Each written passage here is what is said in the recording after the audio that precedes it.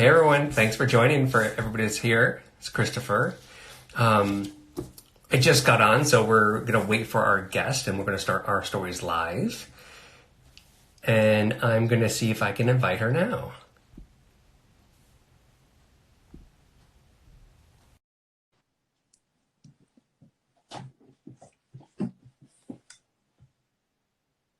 All right, let's see. Hello.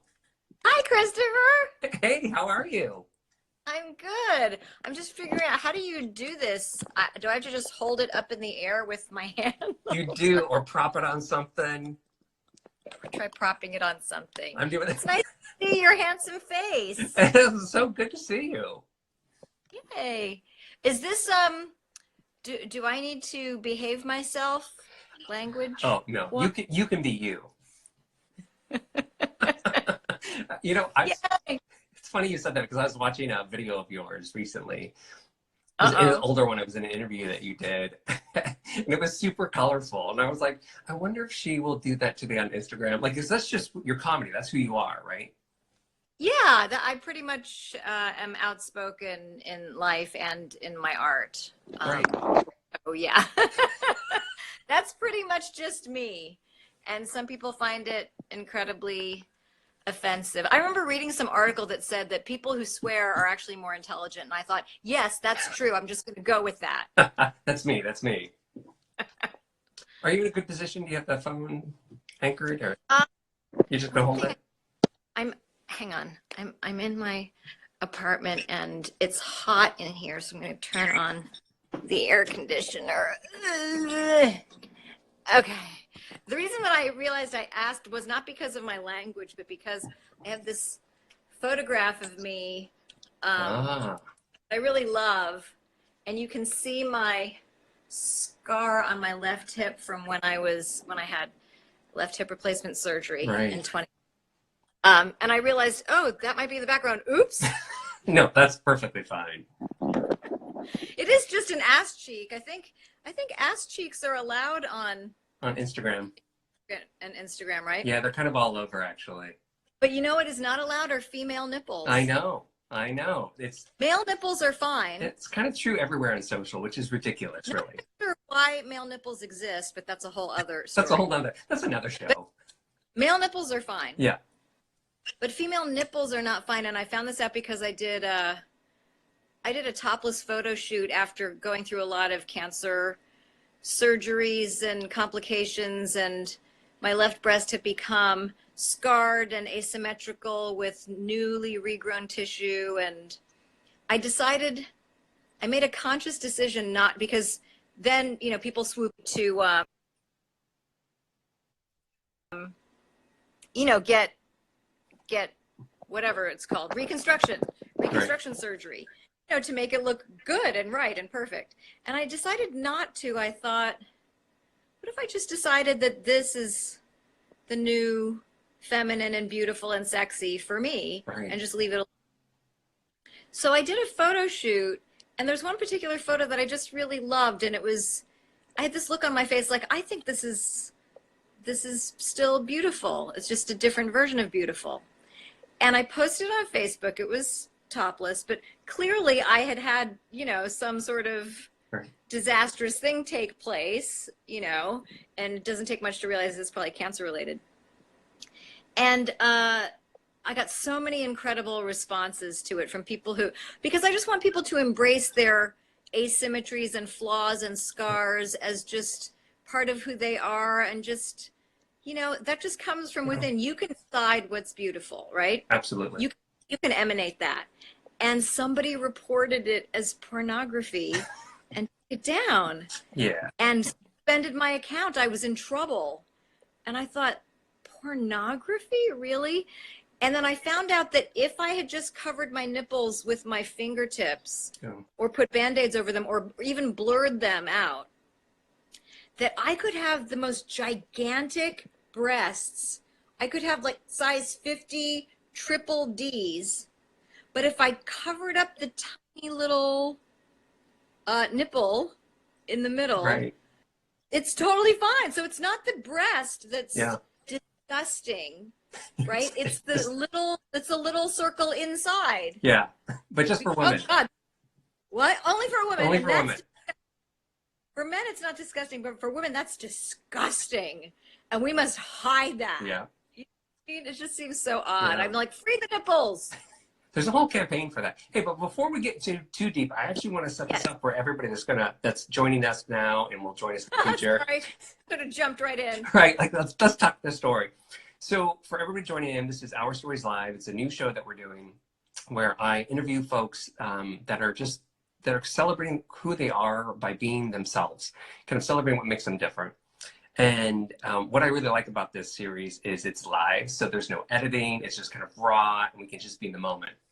And so today I have Suzanne Wong with me. And if you guys don't know her, for the people that follow me, I mean, you might know her from her longtime hosting gig with HGTV's House Hunters, or maybe as Polly on Las Vegas, or a countless of many other TV shows and movies, or maybe even some of her boundary-pushing comedy, which I still watch some of that stuff. I find it on like Vimeo and stuff. It's fabulous. And also, I think I'm right that you also just did a Shonda Rhimes show recently as well, right? I did my first Shonda Rhimes show for the people. Yeah. It's sort of like Grey's Anatomy, but all the young people are in the world of law instead of in the world of medicine.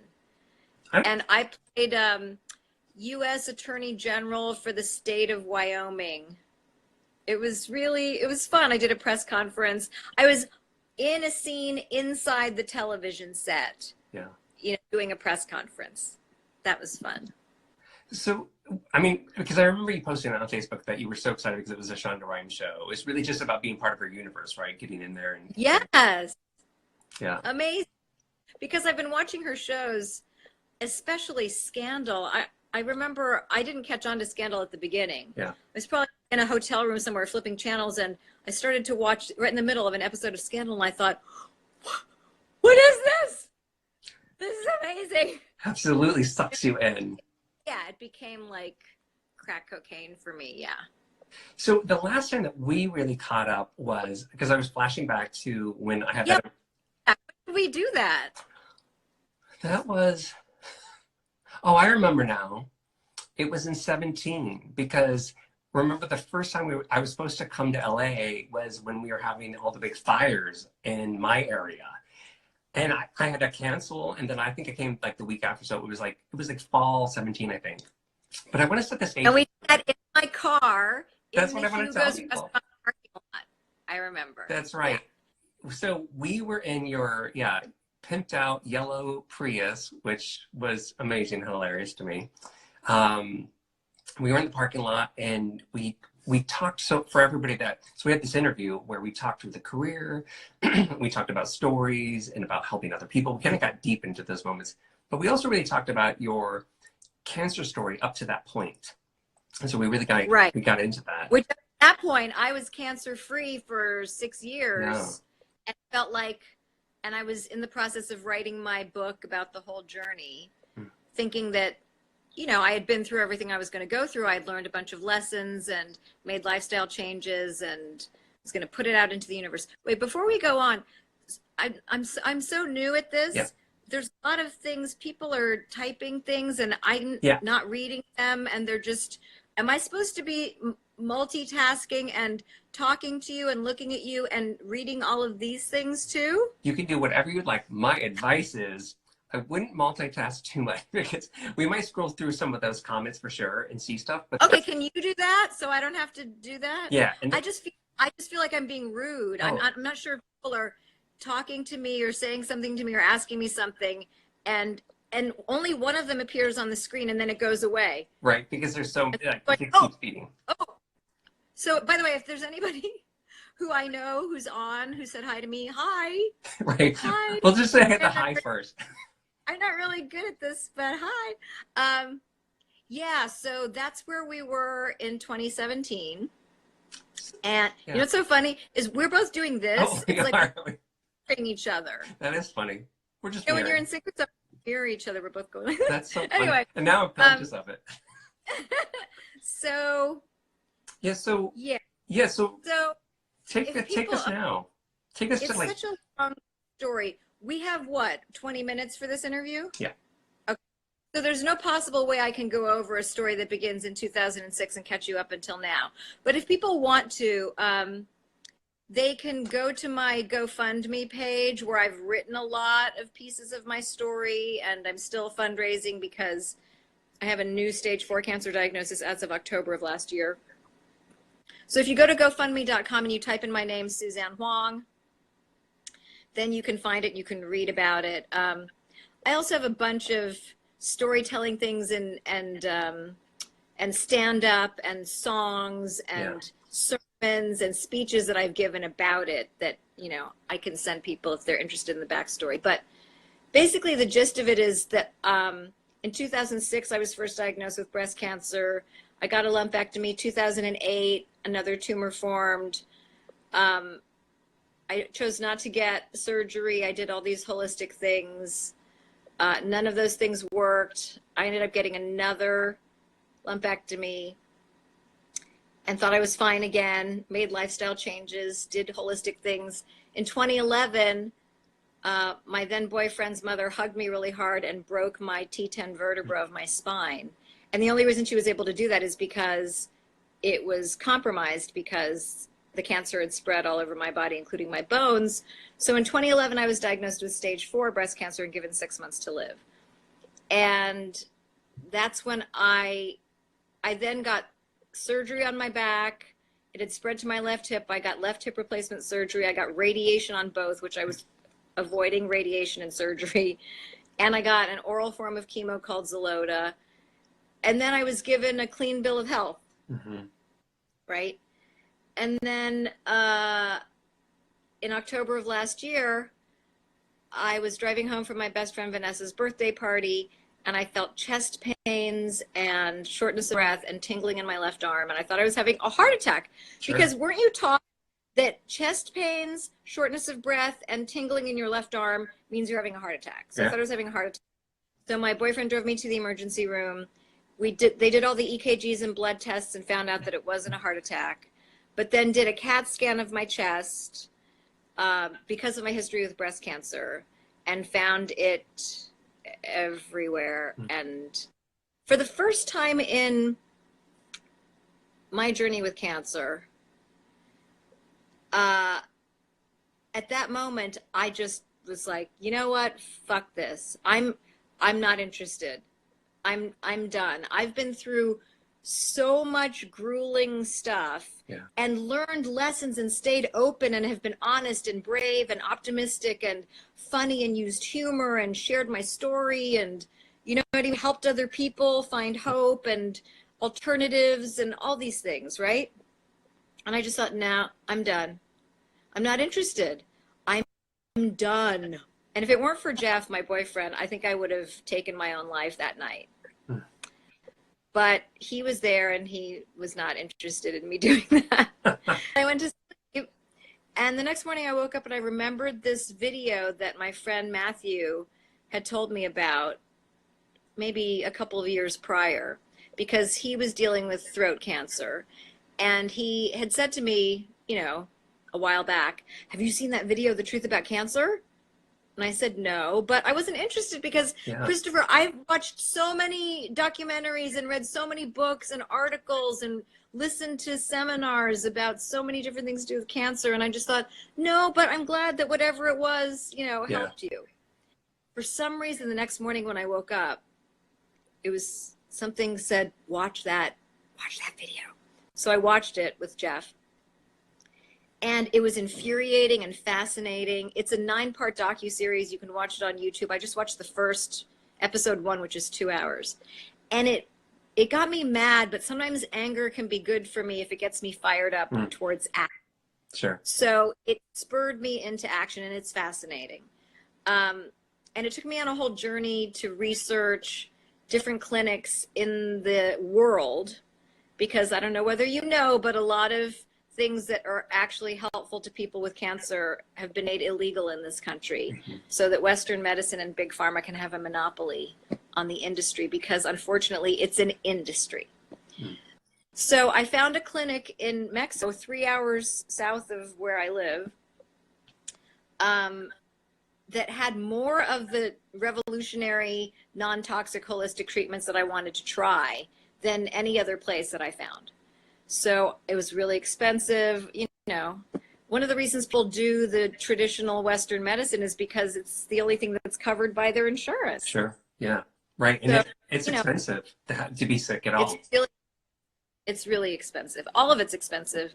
Anyway, so I raised the money, I went, and it was a roller coaster ride, and it was a 3-week inpatient treatment program. And I did everything from detoxing to boosting my immune system to targeted immunotherapy and targeting cancer stem cells and things that I hadn't tried before. And even though it's holistic and non-toxic what they're giving you, that doesn't mean that your body doesn't have a big reaction. When you're detoxing in a huge way, boosting your immune system and dealing with advanced cancer, your body can go through, I mean, just imagine a heroin addict who decides to go cold turkey, and, you know, what happens to their body was a lot of what was happening to me. I would start shaking or flop sweat or have dry mouth, or I'd get hives or feel dizzy or have pain. So, you know, it was quite something. And then they sent me home with a 3-month home protocol to follow that was really daunting because it was so time consuming and rigid and relentless. And so now I'm in the second of my 3-month home protocol. And what I'm doing right now, I'm a Libra, so we like balance. I'm trying to find a balance between the very rigid, time-intensive home protocol and feeling joy and freedom and authenticity to follow my soul, which is what brings me joy. Because if I'm following a protocol that makes me stressed out and angry every moment, the body can't heal when it's stressed out and angry. So now I'm finding a balance between, you know, loosening the reins on the home protocol, doing whatever my body feels called to do, but also making sure that I find moments of joy and ways to live my life not as a cancer patient, if that makes sense. It does. Because the way the world works and the mind-body-spirit connection works is, if I'm focused on I have cancer every waking moment, whatever you focus on, you just empower and you magnify. But the tricky thing is, I have a large tumor on my sternum that's fused to my sternum bone. It's quite often painful. And when something is painful and it's right there, it's not like it's inside an organ or behind me somewhere. It's right there. It's there like a third tit in between my tits. And it's like, hello, here I am. And I cause pain. But pretend I don't exist. Just go on with your life. Right. Like, how do you actually do that? Yeah, it's like having an elephant in the room. It's like, pay no attention to the elephant. No elephant. Right. No elephant. Can I take a step? Can I take a step back though and ask you, because you made a really interesting point when you were like, no, I'm done. No, I'm not doing this. You know, and I remember when we talked last about your cancer story, you said this phrase to me that really it's carried with me personally as well. And I really remember you said you're only as sick as your secrets. Yes. And that's when originally you were able to kind of come out of the cancer closet with your family and your friends and such. Yes. And that really helped. What kind of experience, was it the same thing this time for you? Or did you have to, because you were so done, like how did you approach that? This time was so different. It has been so different. And I'm still trying to figure out, I feel like all the other times I've more easily figured out my path and what there is for me to learn and why is it happening right now. Taking every life experience as an opportunity to learn and stretch and grow. Because those things interest me. I love learning and stretching and growing from new experiences and new information. This time, I was fascinated by how dark and depressed and pessimistic and angry I got. I just didn't even recognize myself in the mirror. Mm. I have been walking through fire. I've been in the abyss. I've just been not interested in any of it. Like, everyone and everything can go fuck themselves, because for 13 years or however long I've been doing this, I've just felt like I can do this, and this is, Right. it's going to be great. And, I expect miracles and all this stuff. And I've had so much fantasizing about leaving the planet. Mm. Now, here's the thing. I personally, for myself, don't think that it would be a tragedy to leave the planet, only because I believe that energy cannot be created or destroyed, and that my soul will continue to exist even when the body doesn't. And I've had a magnificent life. I've had a magnificent life of 5 different people already. Yeah. I have traveled the world, pursued my dreams, achieved great things, experienced so many wonderful things, had adventures, have had epic love relationships. You know what I mean? It's not like, oh, I've learned so much and stretched and grown, and I have a community of people. I've expressed myself artistically. It's not like I think, oh God, that would be so horrible if I went. But then what I realized is this. It's not that I actually want to leave the planet. It's that I don't do well in excruciating physical pain. I have a huge capacity to endure emotional pain, and I feel like I have the tools and resources to deal with emotional pain, release things, solve conflicts, resolve, heal. But when it comes to excruciating physical pain, prescription pain meds don't even work for me, so that's not even an option. Mm. And I would try all these different things and nothing would work for the physical pain. And it's not that I want to leave the planet, it's that I can't bear this much physical pain. And that much physical pain makes me irrational. And the irrational side just wants to go. Yeah. Well, that makes sense, though. Like, who wants to live in chronic, horrible pain? Right. And some people do. I don't know how they do it. It changes my whole personality. I have been so mean to people here and there over the past October, November, December, January, February, March, about 6 months. And I'll hear something come out of my mouth and I'll think, oh no, that's terrible. But it just comes out. And, the people around me who are on the receiving end of this are just going, yeah, no shit. You're going through something unimaginable. We're okay. You get a pass. Yeah. You spent your whole life being kind and loving and giving. Don't worry about it. Right. They know, they can see it. They can see what's happening. Yes. And I feel like maybe one of the reasons I'm supposed to go through this is to feel perhaps more compassion for people who want to leave the planet or actually choose to leave the planet. Because I so get that right now on a deep level, whereas maybe before I would think, no, come on, it's going to be okay. You know what I mean? Like I've had experience where it doesn't matter how much cheerleading would go around me. I would be like, get away from me. Well, it's interesting because the way that you approach cancer, well, I don't know, you've been a longtime activist with things that are happening in the world, right?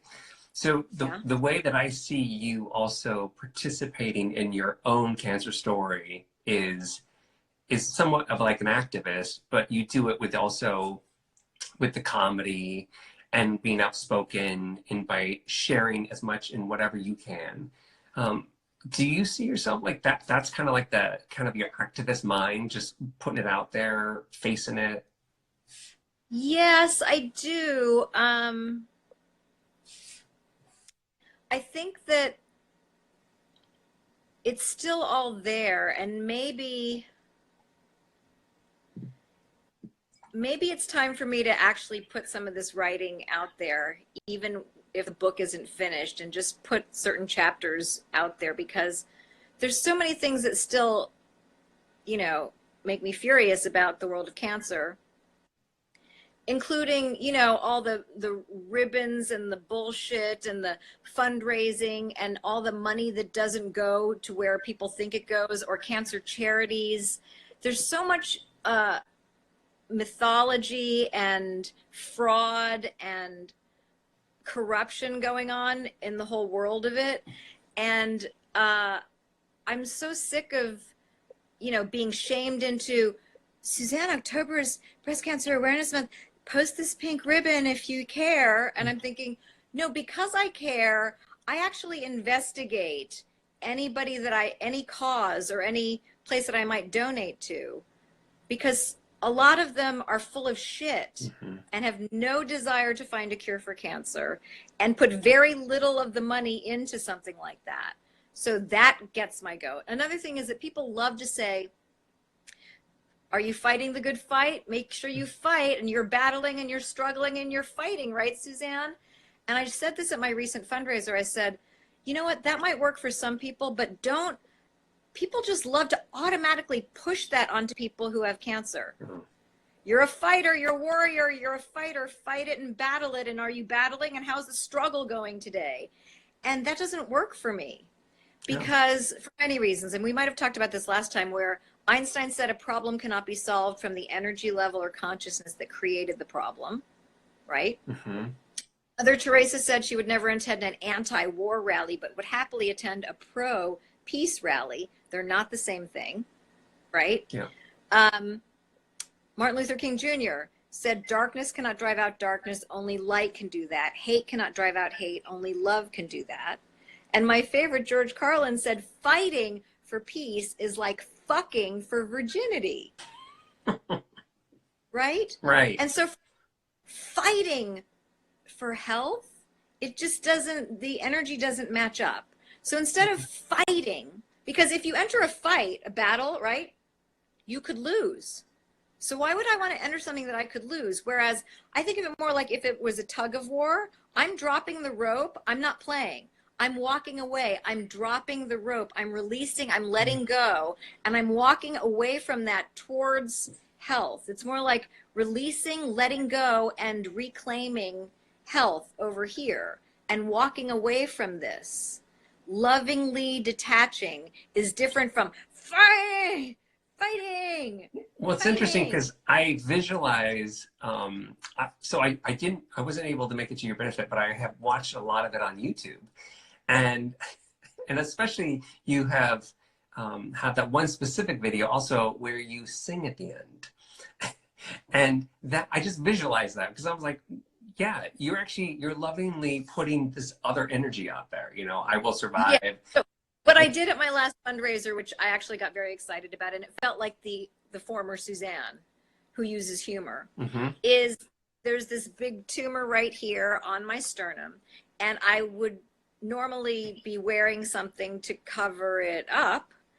And in the spirit of we are only as sick as our secrets, I thought, what if at my fundraiser, instead of covering it up, I wore a low-cut top, because it literally looks like a third boob in between my two boobs. What if I wore a low-cut top and just revealed it, put googly eyes, lashes, and lips on it, named Felicia, and then made this Felicia party? So I'm sort of being irreverent about it and making fun of it and letting everybody just look at it, because, you know, shine a light on it. When you turn the lights on, all the cockroaches run away, right? Yeah. Shine a light on it, make it funny, name it Felicia, so that everyone can, I had everyone in the fundraiser at the same time go, bye, Felicia, which if you don't know, it would be Friday is, you know, it's part of the vernacular. Whenever you just want to get rid of somebody, she becomes Felicia. Bye, Felicia. And so that really made me happy. And also walking into the room, there were probably about 60 of my friends there. Yeah. People would look at me, look down and go, oh. They would say, only you, Suzanne, only you would do that. And to me, you know, since irreverence and humor have helped me thus far and sort of being ballsy about it, why not continue with that? Yeah. However, I will say that I still feel so, it depends on the day. It depends on how my detoxing is going. It depends on what my pain level is, you know. And again, another thing I'm experiencing this time around that helped me in 2011 is to come out of the closet, which I did again, and let my heart open to people coming in and loving me back to life.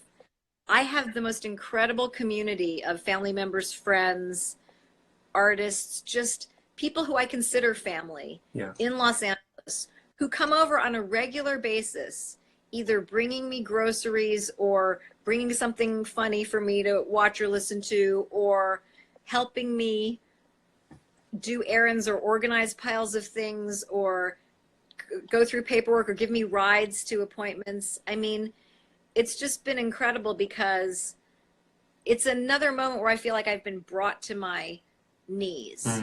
You know, Alex will talk about hitting bottom. Yeah. And only when you hit bottom do you sort of go, oh, I gotta change some stuff. So clearly this feels like I'm supposed to do nothing, slow down, let people in to love me, and let that be part of my life experience again. Because I tend to be an overachiever, I think it's easy for me to get back into the mode of dun da da da, I'm gonna do 25 things today and I'm gonna help lots of people. And sometimes the universe wants me to go, remember when you had more of a balance, when you would just chill out. I remember a friend saying, a particular friend in New York City saying, Suzanne, we're called human beings, not human doings. I was acting as if I'm going to get an A+ at the pearly gates. They're going to say, wow, you did more things than any other person.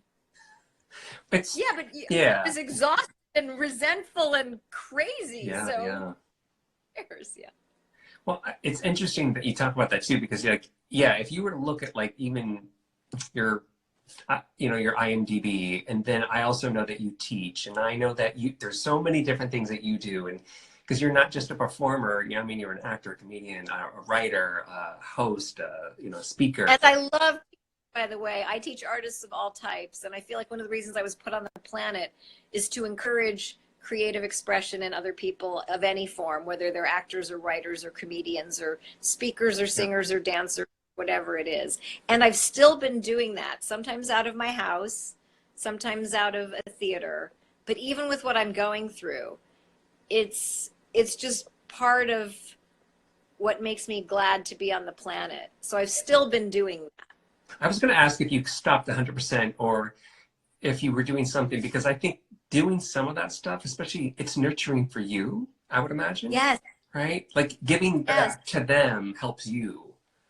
Yes. And it brings me so much joy. Yeah.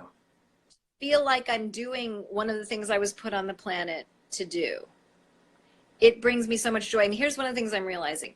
I have to make sure that I'm joyful, because your body cannot heal when it's stressed out, high cortisol, angry, fight or flight mode. My nervous system can't help my body heal like that. So I've also been doing a lot of, emotional therapy work on healing past wounds and traumas. I've been doing that for 30 years, but, I'm more focused. Is there anything that I should look back at to clean up and resolve? A lot of times that doesn't even involve talking to the person that was involved. Sometimes you don't know where they are. Sometimes they're dead. Sometimes that's not what it's about.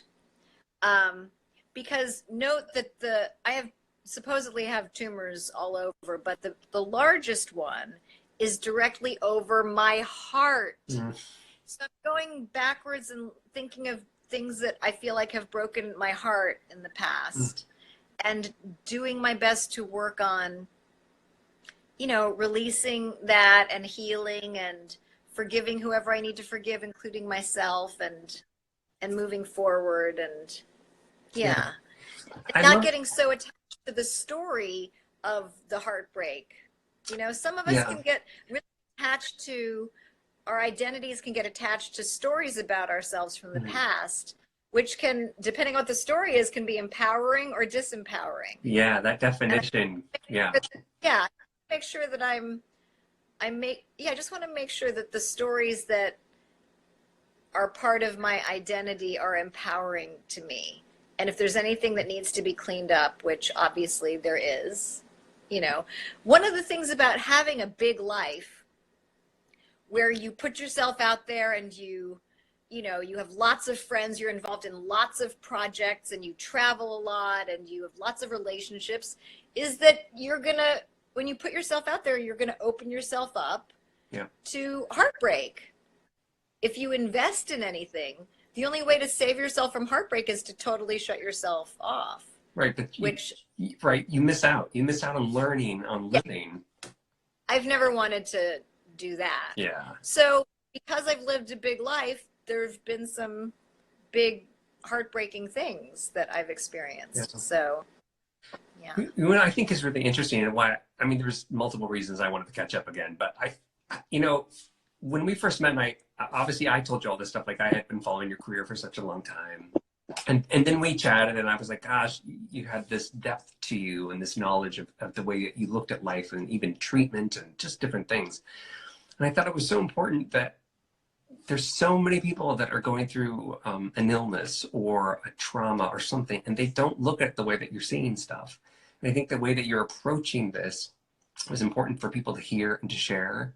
And then lastly, I also thought it was really important to give an opportunity to be able to help you and what we can do to support you. And you mentioned GoFundMe earlier. Is that the best way for us to help support you?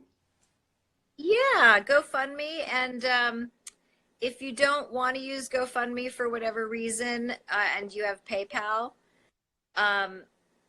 GoFundMe takes a percentage, which makes sense. You know, they are doing a lot to sort of, you know, facilitate the fundraising. But if you go to PayPal, I'm at funny@SuzanneWhang.com, SuzannewHang.com. And if you use the send to friends and family option, little trick, they don't take a percentage out. Yeah. So if you want to make any amount donation to me, but you don't want any percentage taken out, you can always do PayPal, because basically I'm not working right now.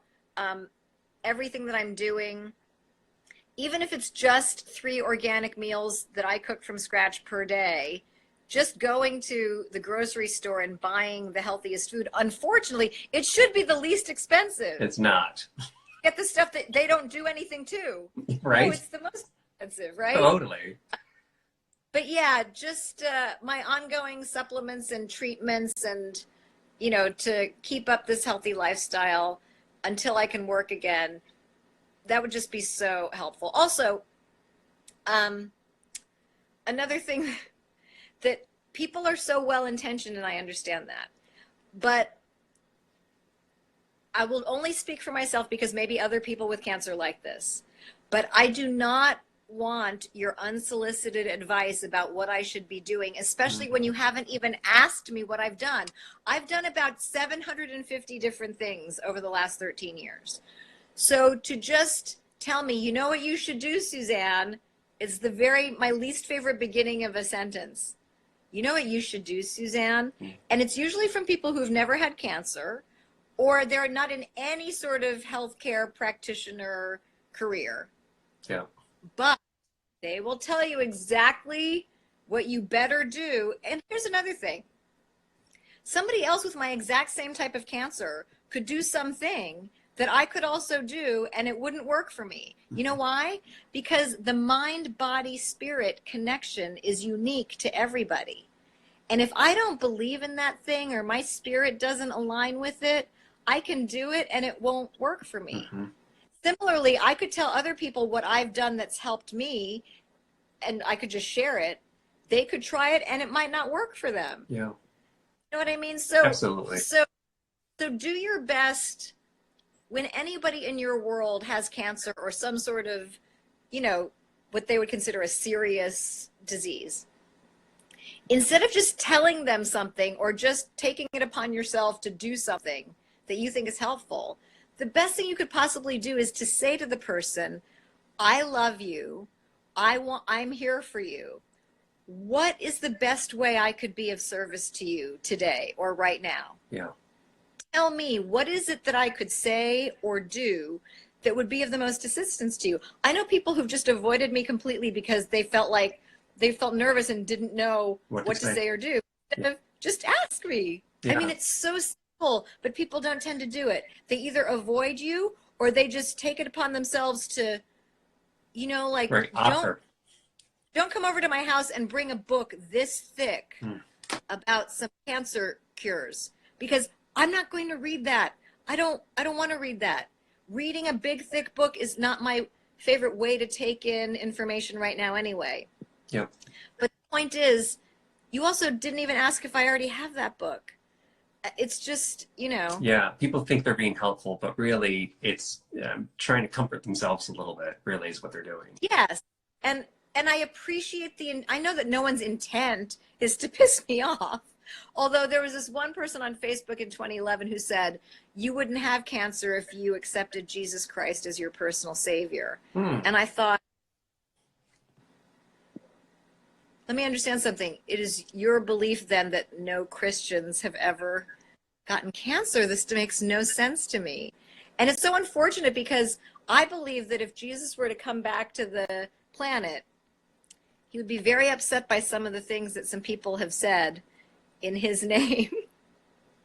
You know? Yeah, well, I agree. Like, I mean, you know, well, stop misrepresenting me. Why are you saying that? Yeah. And by the way, they didn't even ask me what my religious beliefs were. It's the assumption. I had this actually literally just yesterday. Somebody made an assumption about my health and that I was healthy. And I was like, well, sure, maybe on the outside, but you know, people have invisible things all the time. And I thought, yes. And I wasn't offended by it, but I thought, that's really short-sighted. You actually don't know anything about me. You don't know if I have something. So I found that very curious how people, I think it's a projection, some of that stuff for folks. Hey, well, some people think it means you're healthy, but that doesn't mean that you're healthy. Doesn't mean anything. Somebody just asked it, so I'm going to repeat it. GoFundMe is a great way to help support Suzanne. And also I've added it to the link in my bio. So if you go there, you can click that and you'll get to the link. You can go to Suzanne's profile and the link is there. I've seen that as well. Oh, thank you. And also I just realized that we have just talked on for such a great long period. So beautiful. But I also want to say to everybody that's been listening that if you want to hear more of Suzanne's story too, you can also go to mybigstory.show, and that's the original interview I did with Suzanne back in 2017. And if you just Google her also, you'll find amazing stuff. And also actually on the podcast page that I created, I've actually linked to some of the videos of you, Suzanne. Like, I think to, I forget the some of the, I've done like some stand-up or some sermons or some that things. As well as, and I can't remember the name of the story that you did after the painting, the body painting, the Body Joy Project. Yes, so I linked to that YouTube video too because it's beautiful and wonderful, and I love that you share that story. And I also just love the project, so that's on there as well. Great. Suzanne, thank you so much for catching up with me and doing this. I really appreciate it, and I'll share the information later as well in some other places, so maybe we can get a little bit more support for you. Thank you, and I also look forward to you talking on your show about what we discussed privately in a message. How's that a teaser? That's a teaser, right? That's true. This year I will. Good. Okay. All right. Thanks. Good to see you. Bye. Bye.